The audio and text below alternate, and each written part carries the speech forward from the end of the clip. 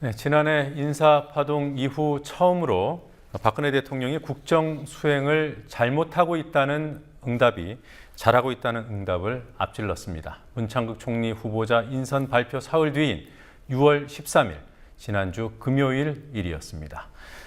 이후 부정적인 평가 응답률이 높아지면서 바로 어제는 그 응답률이 50%를 넘어섰습니다. 부정평가 50% 돌파는 취임 이후 처음입니다. 새누리당의 40% 지지벽도 깨졌습니다. 리얼미터의 최근 여론조사 결과를 장부경 PD가 보도합니다. 문창극 국무총리 후보자 지명으로 인한 파문이 대통령 지지도에 어떤 영향을 미쳤을까요? 여론조사 기관 리얼미터의 조사 결과를 중심으로 살펴보겠습니다. 일간 정례조사에서 대통령이 국정 수행을 잘못하고 있다는 부정적인 평가가 어제 50.2%를 기록했습니다. 부정평가가 반이 넘은 적은 현 정부 들어 처음입니다.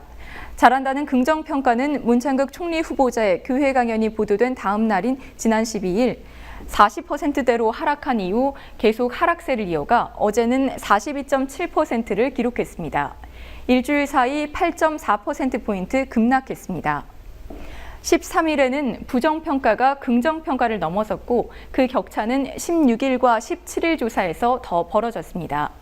박 대통령 취임 후 부정평가가 많았던 적은 장관 인사 파동이 있었던 작년 3월 27일 이후 두 번째입니다.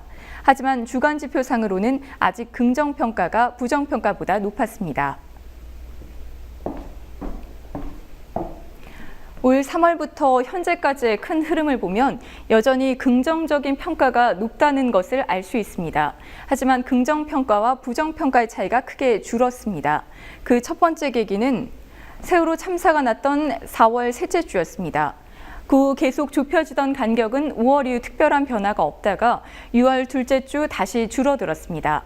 지난 10일 문창극 총리 후보자 지명의 여파입니다. 주간지표상 긍정평가가 40%대로 떨어진 것은 이때가 처음입니다. 문창극 후보자 지명 후 여당 새누리당의 지지율 변화도 보겠습니다.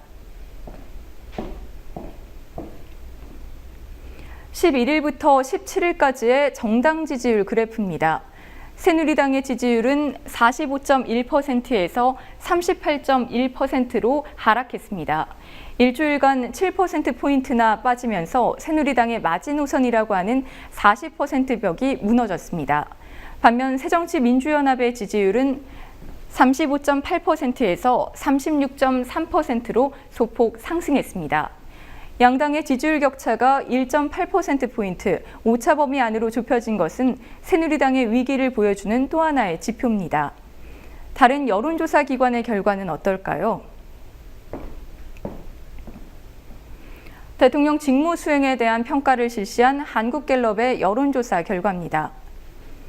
6월 둘째 주 조사 결과를 보면 대통령이 직무 수행을 잘하고 있다는 긍정적인 평가는 47%로 2주 전과 같았고 잘못하고 있다는 부정적인 평가는 42%에서 43%로 1%포인트 늘었습니다. 청와대는 오늘 박근혜 대통령이 문창극 후보자의 임명 동의안 제거를 오는 21일 귀국 후 검토할 예정이라고 밝혔습니다. 하루가 다르게 추락하는 대통령 지지율을 볼 때 청와대가 3일 후까지 기다릴 수 있을지 의문입니다. 국민TV 뉴스 장부경입니다.